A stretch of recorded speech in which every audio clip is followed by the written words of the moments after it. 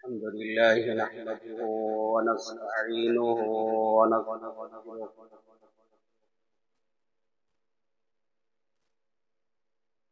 ونؤمن به ونتوكل عليه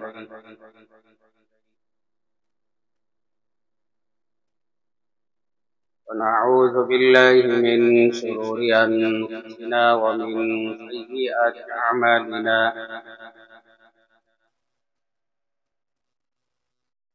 من يهد الله فلا مضل له ومن يضلل فلا هادي له ونشهد أن لا إله إلا الله وحده لا شريك له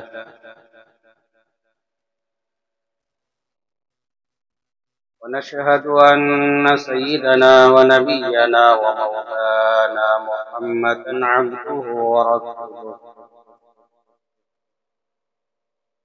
أما بعد فأعوذ بالله من الشيطان الرجيم بسم الله الرحمن الرحيم وسارعوا إلى مغفرة من ربكم وجنة عرضها السماوات والأرض أعدت للمتقين قال النبي صلى الله عليه وسلم الكيس من دان نفسه وعمل لما بعد الموت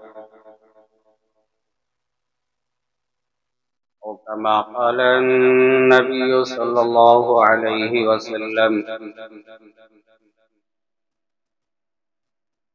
رب اشرح لي صدري ويسر لي أمري واحلل عقدة من لساني يفقهوا قولي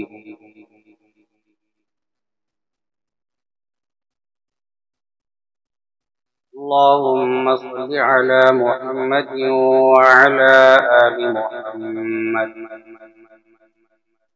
كما صليت على إبراهيم وعلى آل إبراهيم إنك حميد مجيد اللهم بارك على محمد وعلى آل محمد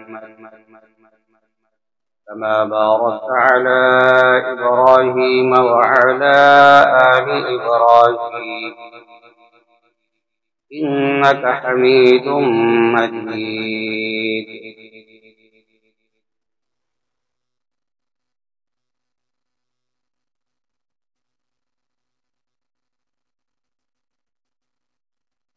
سامعین اکرام،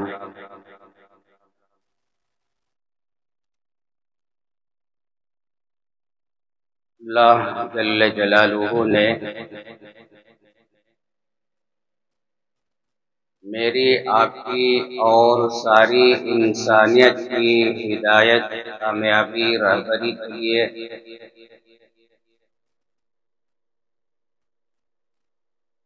امام الانبیاء، سید الانبیاء، خاتم الانبیاء محمد رسول اللہ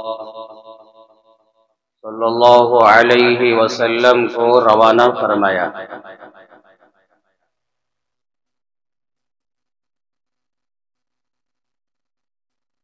اور ہم سب کی اصلاح کے لیے، تربیت کے لیے، ہدایت کے لیے اللہ جل جلالہ نے قرآن مجید کو نازل فرمایا۔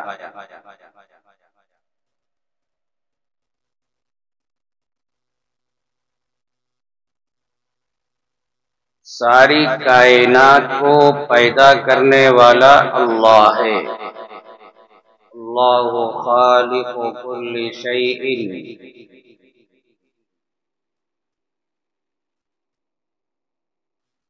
پوری کائنات کا ذرہ ذرہ پیدا کرنے والا، بنانے والا اللہ ہے۔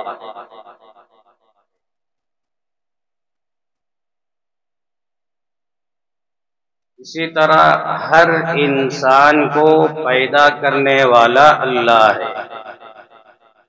خلق الانسان، لقد خلقنا الانسان۔ قرآن مجید میں اللہ نے کئی جگہ بیان فرمایا کہ ہم ہی نے انسان کو پیدا فرمایا۔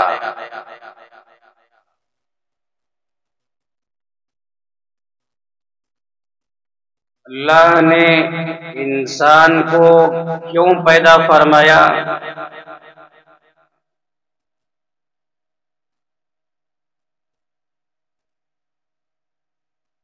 اللہ ہی نے بیان فرمایا وَمَا خَلَقْتُ الْجِنَّ وَالْإِنسَ إِلَّا لِيَعْبُدُونِ۔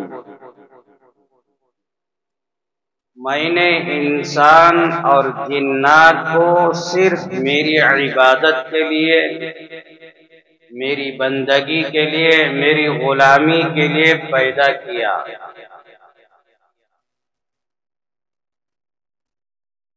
انسان کی زندگی کا مقصد، انسان کو پیدا کرنے کا مقصد اللہ کی بندگی، اللہ کی غلامی کرنا۔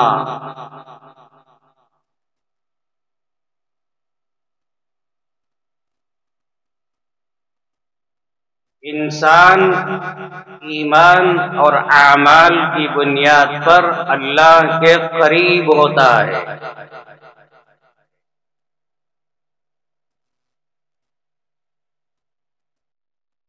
جو بھی انسان اللہ کے قریب ہونا چاہے، مرد ہو یا عورت، مالدار ہو یا غریب، جاننے والا ہو یا ان پڑھ،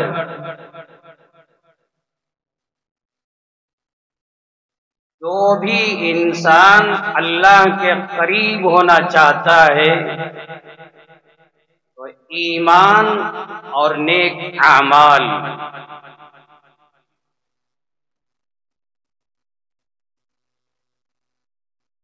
ایمان اور اعمال کے بغیر کوئی بندہ اللہ کے قریب نہیں ہو سکتا۔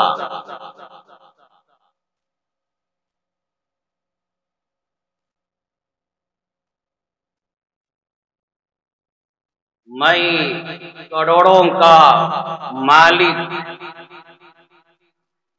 بنگلوں کا، سواریوں کا میں مالک، عہدوں کا میں مالک، مال کی بنیاد پر، بنگلوں کی بنیاد پر، عہدوں کی بنیاد پر اللہ کے قریب ہونا چاہے نہیں ہو سکتا۔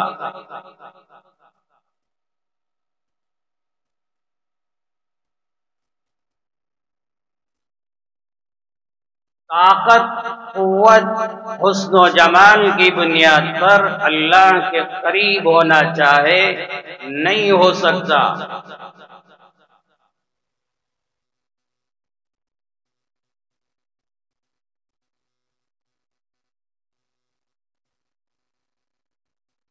اپنی اولاد کی بنیاد پر اللہ کے قریب ہونا چاہے، میری اولاد مالدار، میری اولاد عہدے رکھنے والی، میری اولاد طاقت قوت رکھنے والی، اولاد کے ذریعے سے اللہ کے قریب ہو جائے، یہ بھی نہیں ہو سکتا۔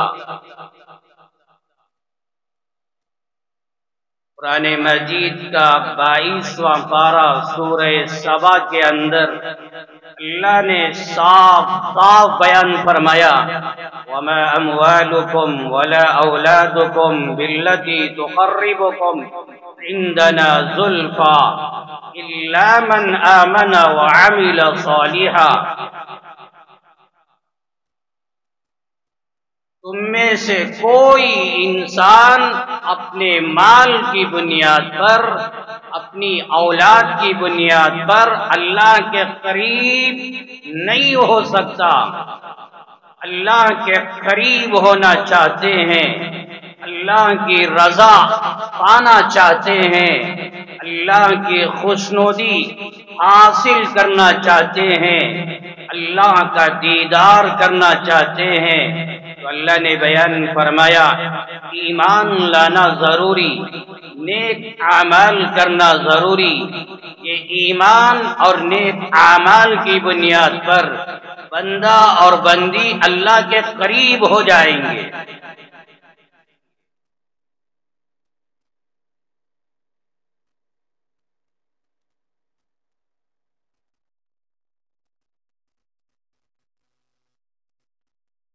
ایمان اور اعمال کی بنیاد پر اللہ جنت بھی دیں گے۔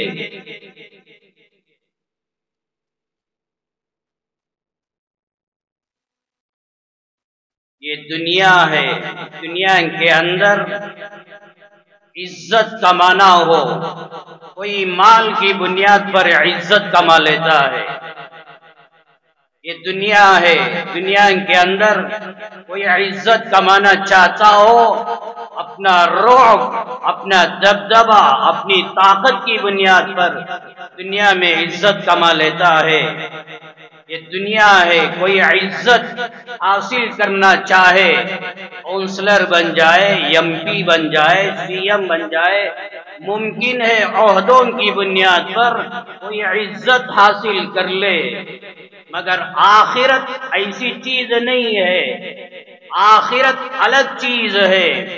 آخرت میں کامیاب ہونے کے لیے، اللہ کے قریب ہونے کے لیے، آخرت میں عزت حاصل کرنے کے لیے، اللہ کی رضا پانے کے لیے یہ مال، یہ دولت، یہ عہدے کچھ کام نہیں آئیں گے۔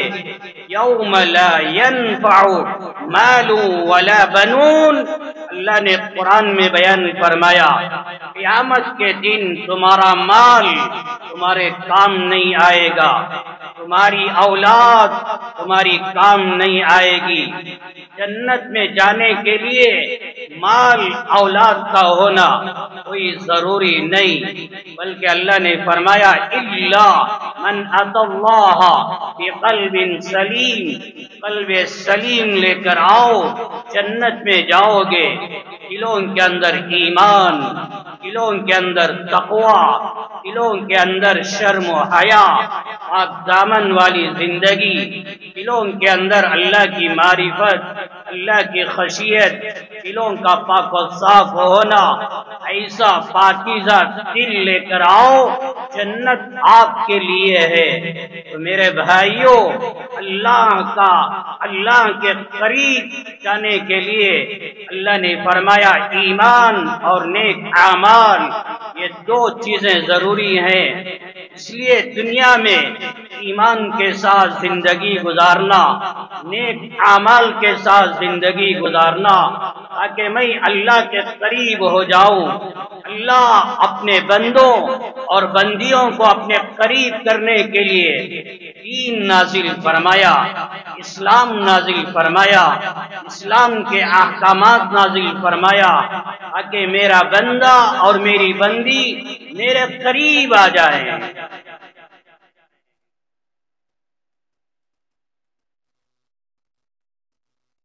اللہ نے قرآن میں بیان فرمایا وَسَارِعُوا إِلَى مَغْفِرَةٍ مِّن رَّبِّكُمْ وَجَنَّةٍ عَرْضُهَا السَّمَاوَاتُ وَالْأَرْضُ، میرے بندو آگے بڑھو، دوڑو مغفرت کی طرف، جنت کی طرف آ جاؤ، مغفرت اور جنت کی طرف۔ وہ مغفرت، وہ جنت پانے کے لیے اللہ نے شریعت کے احکامات، اسلام کے احکامات نازل فرمایا۔ شریعت پر زندگی گزارو، اللہ کے احکامات پر زندگی گزارو، مغفرت پالو گے، جنت حاصل کر لو گے تو وہ مغفرت اور جنت پانے کے لیے اللہ نے سینکڑوں احکامات، سینکڑوں قانون نازل فرمایا۔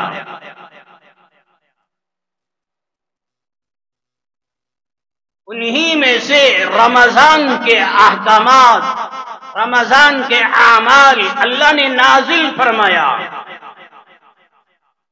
رمضان کے اندر روزہ، رمضان کے اندر تراویح، رمضان کے اندر سحری، رمضان کے اندر افطاری، رمضان کے اندر فطرہ، صدقہ خیرات، رمضان کے اندر تلاوت، یہ احکامات، اس طرح کے اور احکامات اللہ کیوں رکھا؟ تاکہ ان اعمال کے ذریعے سے بندہ اللہ کے قریب ہو جائے۔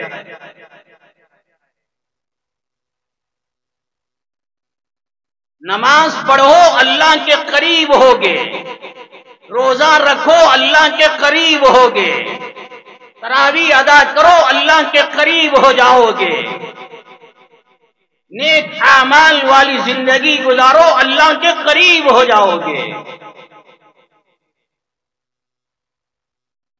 اس لیے گزشتہ جمعہ بھی میں نے کہا رمضان کی آمد سے پہلے نیک اعمال کے ذریعے سے رمضان کی تیاری کرو۔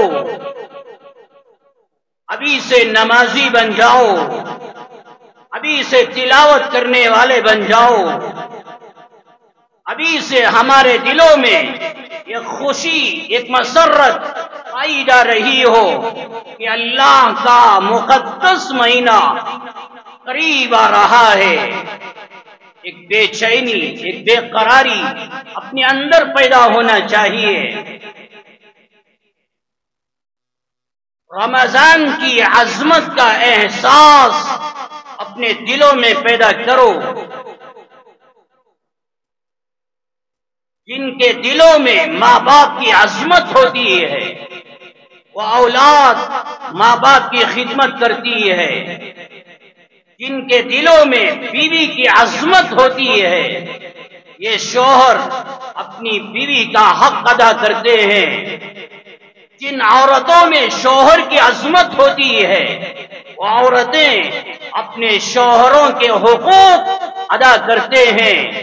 جن کے دلوں میں اپنی بہن، اپنے بھائی کی عظمت ہوتی ہے، یہ لوگ اپنی بہن، اپنے بھائیوں کے حقوق ادا کرتے ہیں۔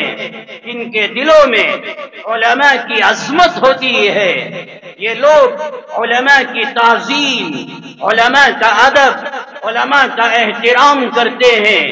ان کے دلوں میں قرآن کی عظمت، قرآن کا احترام، قرآن کا ادب ہوتا ہے، یہ لوگ قرآن کی عظمت، قرآن کا ادب کرتے ہیں۔ ان کے دلوں میں بیت اللہ کی عظمت، مدینے کی عظمت ہوتی ہے، یہ لوگ بیت اللہ کی عظمت، مدینے کی عظمت، بیت اللہ کا ادب، مدینے کا ادب کرتے ہیں۔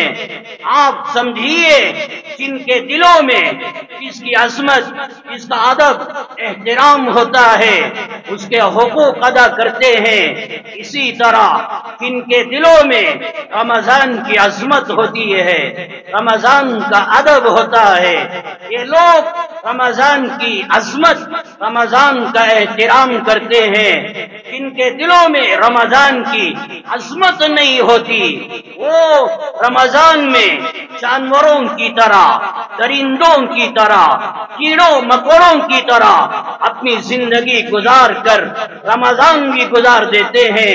اس لیے رمضان کی آمد سے پہلے رمضان کی عظمت اپنے دلوں کے اندر پیدا کرو، رمضان کی عظمت کا احساس اپنے دلوں کے اندر پیدا کرو۔ قرآن مجید کے اندر اللہ نے بیان فرمایا وَمَن يُعَظِّمْ حُرُمَاتِ اللَّهِ فَهُوَ خَيْرٌ لَهُ عِندَ رَبِّهِ، جو بندہ یا بندی اللہ کے حرمات کی تعظیم کرتا ہے، حرمات سے مراد احکامات شرعیہ، اسلامی احکامات، شریعت کے احکامات، ان احکامات کی جو تعظیم کرتا ہے، جو ادب کرتا ہے، جو خیال کرتا ہے اور اس کا احساس اپنے دلوں کے اندر پیدا کرتا ہے، حج کے مناسک، حج کے ارکان، حج کے موقع پر جو قربانی دی جاتی ہے، ان جانوروں کا تذکرہ اللہ نے کیا اور فرمایا حج کے ارکان یہ بھی حرمات اللہ میں داخل ہیں۔ جانور کی تعظیم کرنا تو حج کے موقع پر اللہ کے نام پر ذبح کیا جاتا ہے، یہ حج کی قربانی، اس کی تعظیم کرنا۔ ان الصفا والمروۃ من شعائر اللہ، یہ صفا و مروہ یہ بھی اللہ کی نشانیوں میں سے نشانی ہے، شعائر اللہ میں سے یہ شعائر ہیں۔ صفا کی عظمت، مروہ کی عظمت، یہ چیزوں کی عظمت کرنا اللہ نے بیان فرمایا کہ وہ لوگ کریں گے جن کو اللہ اپنے پاس خیر کا، بھلائی کا، ارادے نیکیوں کا اللہ نوازنا چاہتے ہیں، جن کے دلوں میں حج کے ارکان کی تعظیم ہوتی ہے، وہاں کے جانوروں کی تعظیم ہوتی ہے، یہ اللہ کے قریب ہو جاتا ہے۔ میرے بھائیوں اسی طرح آگے اللہ نے بیان فرمایا وَمَن يُعَظِّمْ شَعَائِرَ اللَّهِ فَإِنَّهَا مِن تَقْوَى الْقُلُوبِ، شعائر اللہ کی تعظیم کرو، اللہ کے احکامات کی تعظیم کرو، شریعت کے احکامات کی تعظیم کرو، نماز شریعت کا حکم، روزہ شریعت کا حکم، تراویح شریعت کا حکم، سحری افطاری شریعت کا حکم، جتنے احکامات ہیں، کوئی فرض ہے، کوئی واجب، کوئی سنت، کوئی مستحب، کوئی نفل، یہ درجات اپنی جگہ، شریعت کے احکامات کی جو تعظیم کرتا ہے اللہ نے بیان فرمایا کہ اس بات کی علامت ہے ان کے دلوں میں تقویٰ ہے، اللہ کے احکامات کی تعظیم کرتا ہے، یہ اس بات کی علامت ہے ان کے دلوں میں اللہ کا ڈر، اللہ کا خوف، اللہ کی خشیت، ان کے دلوں میں تقویٰ پایا جا رہا ہے۔ جب یہ احکامات کی تعظیم کرنا گویا تقویٰ ہے۔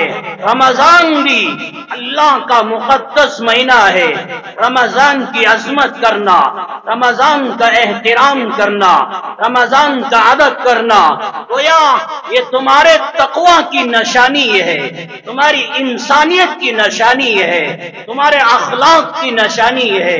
جو بندہ یا بندی رمضان کا ادب نہ کرے، رمضان کی عظمت کا احساس اپنے دلوں میں پیدا نہ کرے، یہ اس بات کی علامت ہے ان کے اخلاق گندے ہیں، وہ جانوروں کے صفات اپنے اندر رکھنے والے ہیں۔ میرے رب نے بیان فرمایا شعائر اللہ کی تعظیم کرو، یہ تقویٰ کی علامت، رمضان کا احترام، رمضان کی عظمت، رمضان کا ادب اپنے دلوں میں پیدا کرو، یہ تقویٰ کی نشانی ہے، یہ انسانیت کی نشانی ہے۔ اس لیے میرے بھائیوں رمضان کی آمد سے پہلے رمضان کی عظمت کا احساس اپنے دلوں میں پیدا کرو۔ اللہ نے فرشتوں کو پیدا فرمایا، تمام فرشتوں میں سب سے اعلیٰ، سب سے افضل، سب سے بہتر سیدنا جبرائیل علیہ السلام کا مقام ہے۔ اللہ نے آسمانی کتابوں کو نازل فرمایا، تمام آسمانی کتابوں میں سب سے اعلیٰ، سب سے افضل، سب سے احسن، سب سے خوبصورت اللہ کا قرآن مجید ہے۔ اللہ نے نبیوں کو پیدا فرمایا، تمام نبیوں میں، تمام پیغمبروں میں، تمام رسولوں میں سب سے اعلیٰ، سب سے بہتر، سب سے اونچا مقام رکھنے والے امام الانبیاء، سید الانبیاء محمد الرسول اللہ صلی اللہ علیہ وسلم کی ذات گرامی ہے۔ اللہ نے راتوں کو پیدا فرمایا، تمام راتوں میں سب سے اعلیٰ، سب سے افضل، سب سے بہتر شب قدر کی رات ہے۔ اللہ نے دنوں کو پیدا فرمایا، تمام دنوں میں سب سے اعلیٰ، سب سے بہتر، سب سے اونچا مقام رکھنے والا جمعہ کا دن ہے۔ اللہ نے دنیا کے اندر ہزاروں لاکھوں مسجدوں کو بنایا، تمام مسجدوں میں سب سے اعلیٰ، سب سے بہتر بیت اللہ، کعبۃ اللہ، مکہ مکرمہ کا مقام ہے۔ اسی طرح میرے رب نے اس کائنات کے اندر 12 مہینے پیدا فرمایا، 12 مہینوں میں سب سے اعلیٰ، سب سے بہتر، سب سے زیادہ مقام رکھنے والا رمضان کا مہینہ ہے۔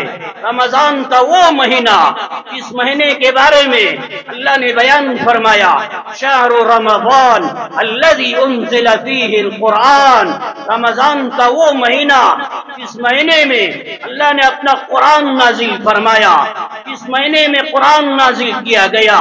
وہ مہینے کا مقام کتنا اونچا ہوگا، وہ مہینے کا اس کی عظمت کتنی بلند و بالا ہوگی۔ اس لیے رمضان قریب آ رہا ہے، رمضان کی آمد سے پہلے رمضان کی عظمت کا احساس اپنے دلوں کے اندر پیدا کرو۔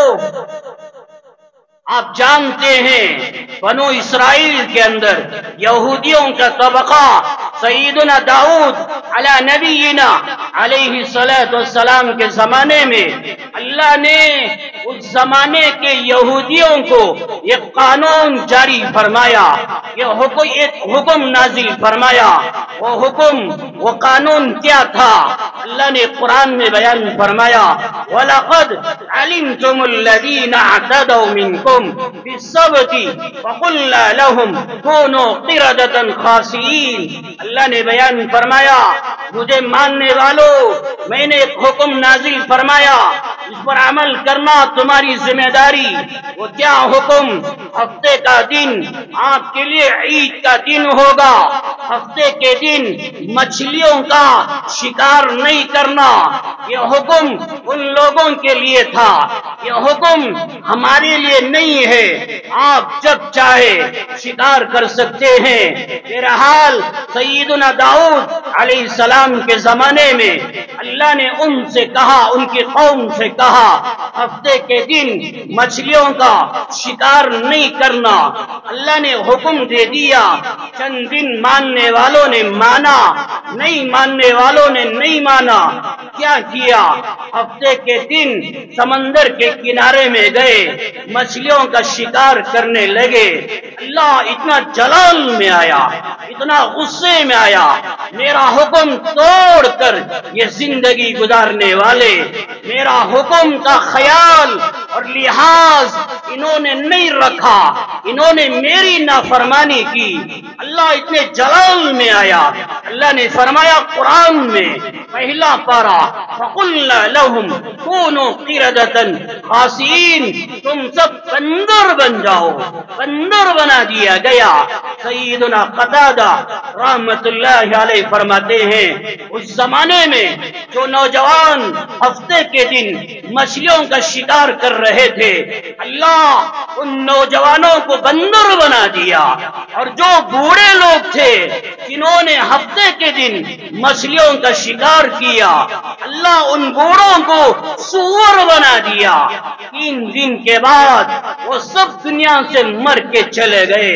ایک روایت میں آیا، جب ان کے چہرے، ان کی شکلیں بندر اور خنزیر کے بنا دیے گئے، اپنے رشتہ داروں کے پاس آیا کرتے تھے، پہچانتے تھے یہ میرے قبیلے کا، یہ میرے خاندان کا، یہ میرا رشتہ دار، آ کر رویا کرتے تھے۔ چہرے بندر کے بنا دیے گئے، چہرے سور کے بنا دیے گئے۔ میرے بھائیوں، یہ کیوں ہوا؟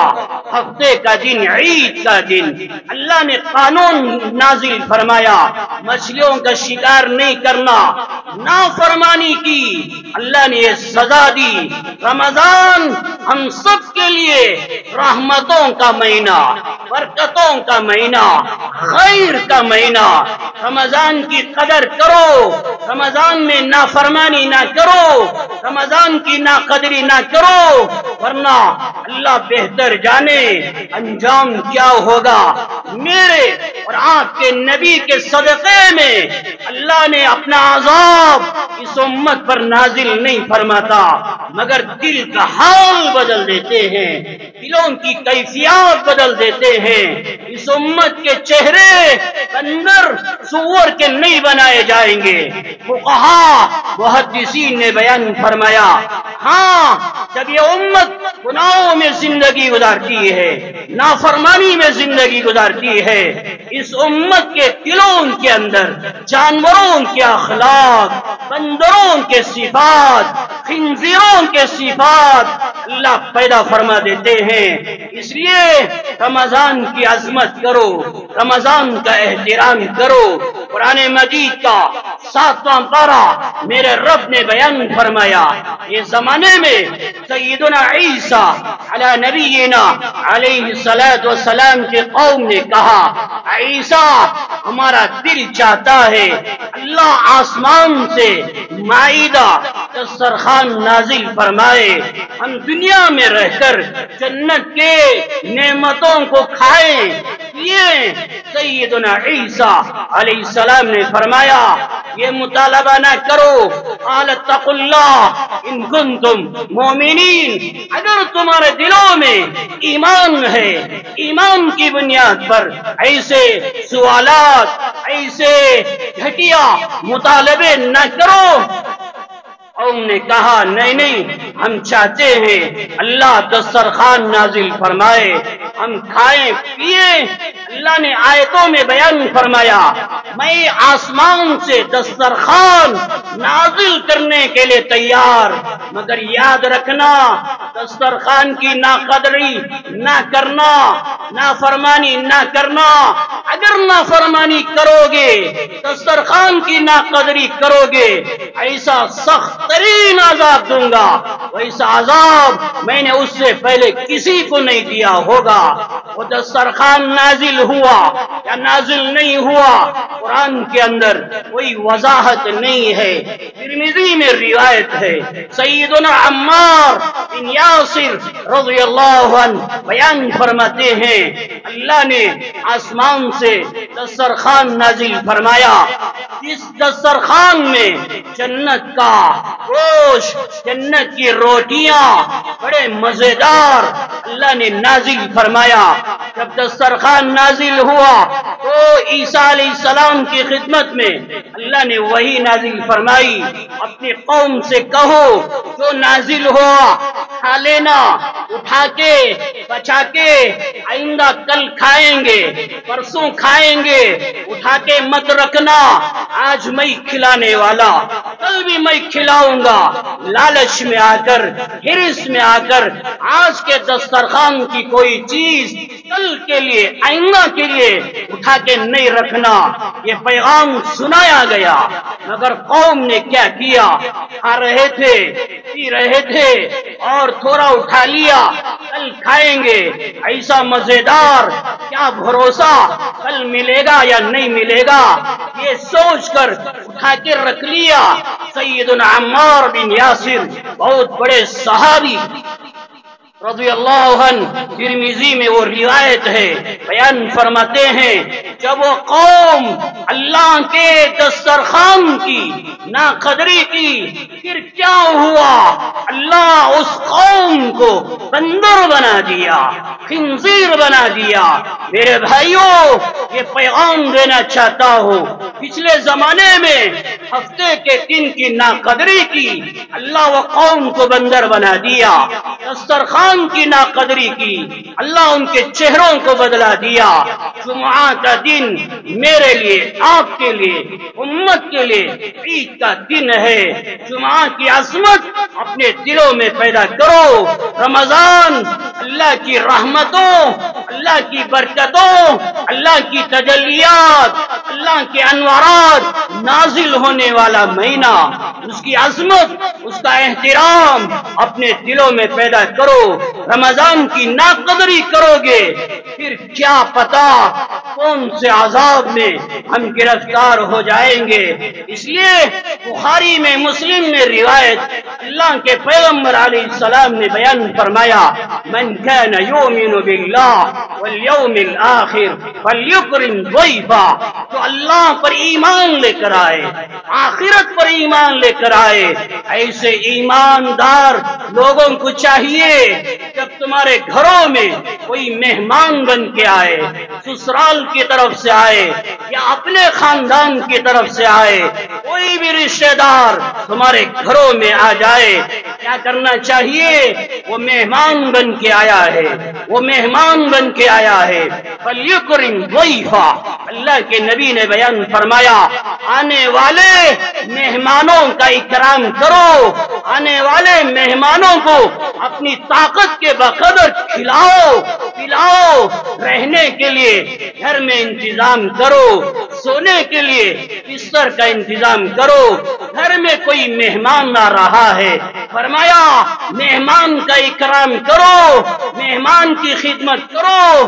میرے بھائیوں، رمضان نیکیوں کا مہمان بن کے آ رہا ہے، رمضان رحمتوں کا مہمان بن کے آ رہا ہے، رمضان مغفرتوں کا مہمان بن کے آ رہا ہے، رمضان خیر کا مہمان بن کے آ رہا ہے، ایک خون کا مہمان ہے، رشتے کا مہمان ہے، خاندان قبیلے کا مہمان ہے۔ اللہ کے نبی نے فرمایا یہ رشتے دار آتے ہیں، اکرام کرو، یہ مہمان اللہ کی طرف سے آ رہا ہے۔ رمضان قرآن لے کر آ رہا ہے، رمضان تراویح لے کر آ رہا ہے، رمضان روزے لے کر آ رہا ہے، رمضان سحری افطاری لے کر آ رہا ہے، رمضان جنت کے دروازے بند کر کے آ رہا ہے، رمضان جنت کے دروازے کھول کر آپ کے گھروں میں، آپ کے محلوں میں، آپ کی زندگیوں میں مہمان بن کے آ رہا ہے۔ رمضان کا اکرام کرنا، رمضان کا عادت کرنا، رمضان کی عظمت کرنا، کیا یہ ہماری ذمہ داری نہیں؟ رمضان کی آمد سے پہلے رمضان کی عظمت کا احساس اپنے دلوں میں پیدا کرو۔ رمضان بالکل قریب آ چکا، سال بھر ہم نے کتنے گناہ کیے، کیا کیا نافرمانیاں کیے، توبہ کر لو، استغفار کر لو، تاکہ رمضان کی آمد سے پہلے میرا ہر گناہ معاف ہو جانا چاہیے۔ کیا کیا گناہ ہم نے کیے، نمازوں کو چھوڑا، تلاوت کو چھوڑا، کیا کیا گناہ کیے، اللہ سے معافی مانگ لو، اللہ سے توبہ کر لو، استغفار کی کثرت کرو، گناہوں پہ ندامت، گناہوں پر شرمندگی کا احساس پیدا کرو، تاکہ رمضان سے پہلے میرا ہر گناہ معاف ہو جائے۔ صحابہ کی زندگیاں ہمارے لیے نمونہ، سیدنا ابو حذیفہ بن عتبہ بن ربیعہ رضی اللہ عنہ، بہت بڑے صحابی، جنگ بدر میں شریک ہونے والے، جنگ بدر میں گئے۔ اللہ کے نبی علیہ السلام نے اپنے صحابہ کو ایک پیغام دیا، میرے صحابہ سنو، ابھی جنگ کا میدان قائم ہونے والا ہے، میں جانتا ہوں مکہ مکرمہ سے یہ کافر لوگ ہم سے لڑنے کے لیے، جہاد کرنے کے لیے آئے ہیں، میں جانتا ہوں ان میں سے بعض لوگ وہ ہیں جو اپنی مرضی سے نہیں آئے، خوشی سے نہیں آئے، لوگوں کے دباؤ میں کر آ گئے، لوگوں کی زبردستی سے آ گئے، وہ اپنی مرضی سے نہیں آئے۔ یہاں تک بیان فرمایا میرا چچا سیدنا عباس اپنی مرضی سے نہیں آیا، لوگوں کے دباؤ کی وجہ سے، لوگوں کی زبردستی کی وجہ سے بدر کے میدان میں ہمارے خلاف لڑنے کے لیے آ چکا ہے۔ آپ نے فرمایا میرے صحابہ اگر میرے چچا عباس تمہارے سامنے آ جائے، عباس کو قتل مت کرنا، یہ میرا چچا ہے، اسے قتل مت کرنا۔ جب اللہ کے نبی نے پیغام دیا تو یہ صحابی ابو حذیفہ بن عتبہ بن ربیعہ رضی اللہ عنہ یہ کہنے لگے یا رسول اللہ، بدر کے میدان میں جنگ کے ماحول میں ہم اپنے باپ کو قتل کریں، بیٹوں کو قتل کریں، بھائیوں کو قتل کریں اور آپ کے چچا کو چھوڑ دیں، یہ نہیں ہوگا۔ اللہ کی قسم عباس میری آنکھوں کے سامنے آ جائے، عباس کے ٹکڑے ٹکڑے کر دوں گا۔ اللہ کے نبی علیہ السلام عمر سے فرمایا عمر میرے پاس آؤ۔ فرمایا عمر کیا میرے چچا عباس کو قتل کیا جائے گا، ٹکڑے ٹکڑے کیا جائے گا؟ عمر نے کہا یا رسول اللہ آپ مجھے اجازت دیں کہ ابو حذیفہ بن عتبہ بن ربیعہ کو قتل کر دوں گا۔ ممکن ہے منافق ہو گیا، سچے صحابی پکے صحابی تھے، ایک جوش تھا۔ عمر نے کہا آپ مجھے اجازت دیں میں اس کو قتل کر دوں۔ اللہ کے نبی نے فرمایا نہیں نہیں، یہ صحابی ہیں، یہ سچا ایمان والا ہے۔ ابو حذیفہ بن عتبہ بن ربیعہ رضی اللہ عنہ فرماتے ہیں جوش میں آ کر میں نے کہہ دیا، بعد میں احساس ہوا مجھ سے غلطی ہو گئی، مجھ سے نافرمانی ہو گئی، یہ الفاظ یہ جملہ مجھے نہیں کہنا چاہیے۔ زندگی بھر ندامت، زندگی بھر شرمندگی کا احساس، یہ گناہ مجھ سے کیسے ہو گیا، یہ نافرمانی مجھ سے کیسی ہو گئی۔ ہر دن ہر رات زندگی بھر رویا کرتے تھے اور دل کے اندر یہ تمنا تھی یہ گناہ کا کفارہ، یہ میرا گناہ معاف ہونے کے لیے میدان جہاد میں جانا ہوگا، مجھے شہید ہونا ہوگا، تب میرا گناہ معاف ہو سکتا ہے۔ جنگ یمامہ کے میدان میں وہ ابو حذیفہ شہید ہو گئے۔ صحابہ کا یہ حال تھا، کوئی جملہ اپنی زبان سے کہہ دیتے، زندگی بھر شرمندگی کا احساس اپنے دلوں میں پیدا کیا کرتے تھے۔ ام المومنین سیدنا امی جان عائشہ صدیقہ رضی اللہ عنہا بیان فرماتی ہیں حکایات صحابہ، شیخ الحدیث علامہ زکریا مہاجر مدنی رحمت اللہ علیہ نے واقعہ نقل فرمایا کہ اپنے گھر کے اندر سام پایا، امی جان عائشہ نے مار دیا، جان سے مار دیا۔ خواب دیکھا، خواب میں وہ کہہ رہا ہے عائشہ میں ایک ایمان والا مسلمان جن تیرے گھر میں آیا، آپ نے مجھے کیوں قتل کر دیا؟ امی جان عائشہ نے کہا اگر تو ایمان والا ہوتا حضور کی بیوی کے گھر میں تو کیسے آ گیا؟ وہ جن نے کہا اصل بات یہ ہے میں پردے کی حالت میں آپ کے گھر میں آیا تھا۔ امی جان عائشہ خواب سے بیدار ہو گئی، دل کے اندر احساس میں نے ایک مومن، یہ الگ چیز ہے، وہ جن ہے، وہ پردے کی حالت میں آیا، مگر دل کے اندر احساس میں نے ایک مومن مسلمان جن کو کیسے قتل کر دیا، 12,000 درہم صدقہ کیا تاکہ وہ گناہ میرا معاف ہو جائے۔ آج کیا ہو رہا ہے؟ گناہوں میں زندگی گزارنے والے سنگوں میں، فنڈوں میں، چٹیوں میں بے حیائی، واٹس ایپ کا استعمال غلط، یوٹیوب کا استعمال غلط، کتنے گناہ، کتنے لاکھوں گناہ۔ رمضان آ رہا ہے، آنے سے پہلے گناہوں پر شرمندگی کا احساس، ندامت کا احساس دلوں میں پیدا کرو، اللہ سے معافی مانگو، یا اللہ یہ گناہ، یہ نافرمانی میں نے کیا، معاف کر دے، معاف کر دے۔ معافی مانگ کر رمضان کی تیاری کرو، توبہ کا اہتمام کر کے رمضان کی تیاری کرو۔ گناہوں پہ شرمندگی کا احساس پیدا کر کے رمضان کی تیاری کرو۔ یہ دین، یہ اسلام اللہ نے نازل فرمایا، یہ کامل ایمان، یہ کامل دین، یہ کامل شریعت میری زندگی میں، آپ کی زندگی میں، امت کے ہر فرد کی زندگی میں یہ کیسے زندہ ہو جائے، اس کے لیے محنت کرنا، محنت کرنے کا میدان اللہ نے آزاد رکھا ہے۔ میں اپنی بات سے ہٹ گیا ہوں، محنت کرنے کا میدان، اللہ کا پیغام اللہ کے بندوں تک پہنچانے کے لیے آزاد میدان رکھا ہے۔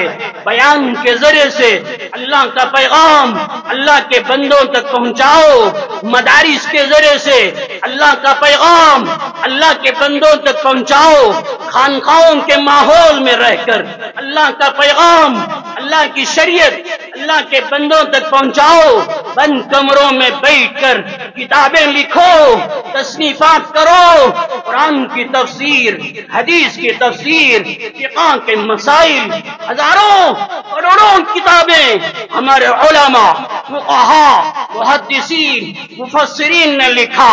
یہ کتابوں کے ذریعے سے اللہ کا پیغام، اللہ کی شریعت بندوں تک پہنچایا، اذان کے ذریعے سے اللہ کا پیغام اللہ کے بندوں تک پہنچایا جا رہا ہے۔ آپ پیغام پہنچانے کے لیے اللہ نے میدان آزاد رکھا ہے، کوئی متعین نہیں، سب طریقوں سے اللہ کا پیغام اللہ کے بندوں تک پہنچا سکتے ہیں۔ اسی طرح اللہ کے پیغمبر علیہ السلام کو اللہ نے بیان فرمایا، وَأَنذِرْ عَشِيرَتَكَ الْأَقْرَبِينَ، اپنے رشتہ داروں کو ڈرائیے، سمجھائیے، اللہ کی وحدانیت بیان کیجیے، اپنی نبوت، اپنی رسالت کا اعلان کیجیے۔ آپ مختلف طریقوں سے اللہ کا پیغام، اللہ کا دین اپنی امت تک پہنچایا، بیان کے ذریعے سے، جمعہ کے بیانات کے ذریعے سے، یہاں تک کہ اللہ کے نبی صحابہ کے ہاتھوں میں خطوط لکھا، لیٹر لکھا، ملکوں کے بادشاہوں کے دربار میں روانہ کیا، خط کے ذریعے سے اسلام کا پیغام، اللہ کی وحدانیت کا پیغام، اپنی نبوت کا پیغام بادشاہوں کے دربار میں پہنچایا۔ یا یہ کہ صحابہ کو اپنا نائب بنایا اور اپنا قاصد بنایا، ملکوں میں روانہ کیا، آؤ دین کا پیغام، اسلام کا پیغام پہنچاؤ۔ اللہ کے پیغمبر علیہ السلام مختلف راستوں سے دین کی محنت کی، اسلام کی محنت کی، ایمان کی محنت کی۔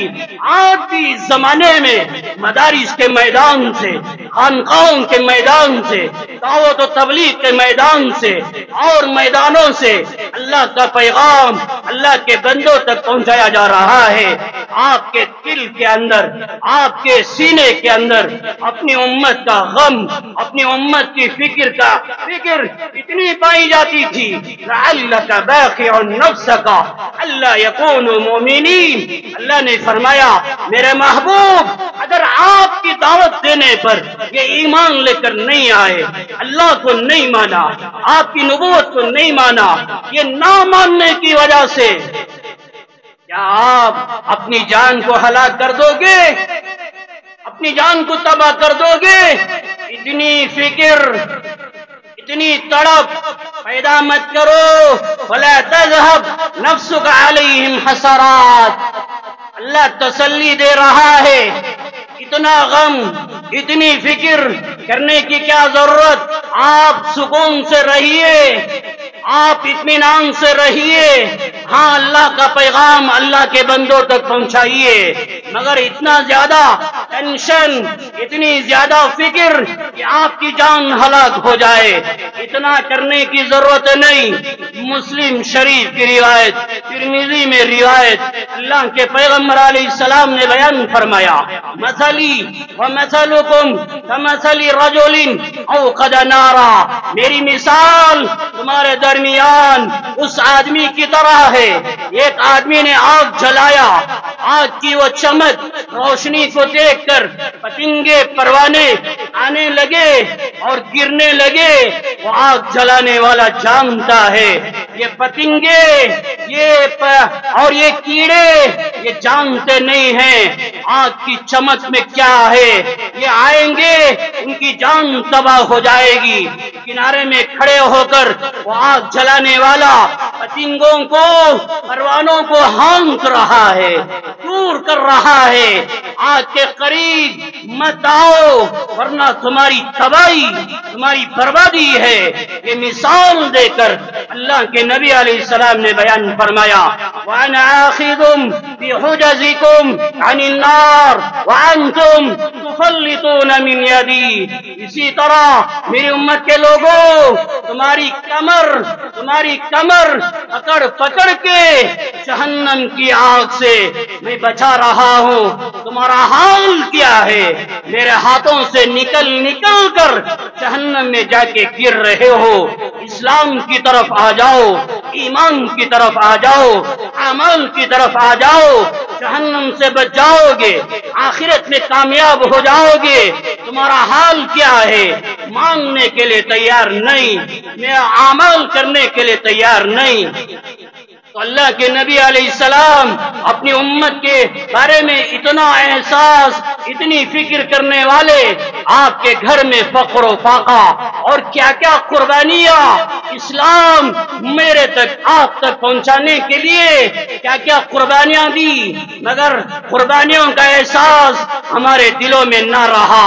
دیکھو اللہ کے نبی کی قربانیاں سن کر نماز پڑھنے کے لیے تیار نہیں، اللہ کے نبی کی قربانیاں سن کر چہروں پہ داڑھی زندہ کرنے کے لیے تیار نہیں، اللہ کے نبی کا فقر و فاقہ سن کر سود سے توبہ کرنے کے لیے تیار نہیں، فنڈوں سے توبہ کرنے کے لیے تیار نہیں، اور حرام کاموں سے توبہ کرنے کے لیے تیار نہیں۔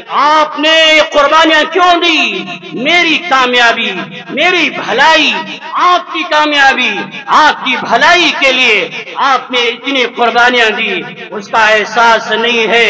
میرے بھائیوں، گھروں کے اندر دین زندہ ہونا، معاشرے کے اندر دین زندہ ہونا، بچوں میں، عورتوں میں، بوڑھوں میں، نوجوانوں میں، ہر ایک کے اندر ایمان، اعمال، شریعت کے احکامات زندہ ہونا۔ یہ زندہ ہونے کے لیے کہتے ہیں سے روزہ میں جاؤ، چلہ میں جاؤ، 4 مہینے جاؤ، جماعتوں میں جاؤ، اجتماع میں جاؤ۔ کیوں جاؤ؟ دلوں کے اندر احساس پیدا ہو، اسی کی نسبت سے آئندہ جمعرات، جمعہ، بندر پیٹ کے اندر اجتماع میں ضرور جاؤ اور اعمال دعوت ضرور کرو۔ یہ سارا مجمع اللہ کے راستے میں نکلو، جماعتوں میں نکلو۔ مگر ایک بات میں تنبیہ کرنا چاہتا ہوں، جماعتوں میں جانے سے پہلے دیکھو یہ ہماری جماعت صحیح ہے یا نہیں ہے۔ جیسے نظام الدین مرکز مولانا سعد صاحب، ان کے بیانات، ان کے اجتماعات، بھوپال میں کیا ہوا، ابھی بمبئی کے اندر ان کا اجتماع ہوا، بمبئی کے اجتماعات کے اندر قرآن کے خلاف، حدیث کے خلاف، شریعت کے خلاف لاکھوں لوگوں کے سامنے بیان کیا گیا۔ لوگ اندھے بن گئے۔ اندھے مت بنو، شریعت کے تابع بن کے چلو۔ ابھی شب برات کے اندر میں نے ایک بات کی طرف اشارہ کیا، ہمارا ذہن دعوت والا ذہن، ہمارا امام دعوت والا، ہمارا مؤذن دعوت والا، فلاں دعوت والا ذہن ہونا چاہیے۔ میں نے پیغام دیا، سب سے پہلے شریعت کا مزاج پیدا کرو، شریعت والا ذہن بناؤ۔ میرا ہر عمل شریعت کے تابع ہے، میرا جماعتوں میں جانا شریعت کے تابع، میرا بیان کرنا شریعت کے تابع، میرا اجتماع کرنا شریعت کے تابع، میرا ہر عمل، میری ہر قربانی شریعت کے تابع ہونا چاہیے۔ ایسا نہیں شریعت میرے تابع ہو جائے، میری دعوت کے تابع شریعت ہو جائے، میرے بیانات کے تابع شریعت ہو جائے۔ نہیں، میرا ہر عمل شریعت کے تابع ہونا ہونا چاہیے شریعت والا ذہن بناؤ، شریعت والا مزاج بناؤ، شریعت کے خلاف کوئی بھی عمل کرے، اپنے کرے یا غیر کرے، صاف صاف کہنا چاہیے تمہارا بیان غلط، تمہارا عمل غلط، تمہارا عقیدہ غلط ہے۔ بہرحال کئی جمعہ میں اشارہ کرتے رہتا ہوں، ایسے لوگوں کے بہکاوے میں مت جاؤ، جماعتوں میں جاؤ، عقیدے درست کرو اور ایمان اعمال تقوی سیکھو، دیندار بن کے زندگی گزارو۔ اللہ سے دعا فرمائے اللہ ہم کو سمجھنے کی، عمل کرنے کی توفیق عطا فرمائے۔ رمضان سے پہلے اللہ ہماری زندگیوں کو خوبصورت بنائے، متقی بنائے، رمضان کی عظمت ہمارے دلوں میں پیدا فرمائے۔ اپنا مال اللہ کے گھر کو دینے والے بنو، یہ مال کے دینے کی برکت سے اللہ ہمارا عقیدہ صحیح فرمائے، ہماری فکر صحیح فرمائے، ہماری سوچ صحیح فرمائے۔ اللہ یہ مال کے دینے کی برکت سے فلسطین کو آزاد فرمائے، مسجد اقصی کو آزاد فرمائے۔ آمین وآخر دعوانا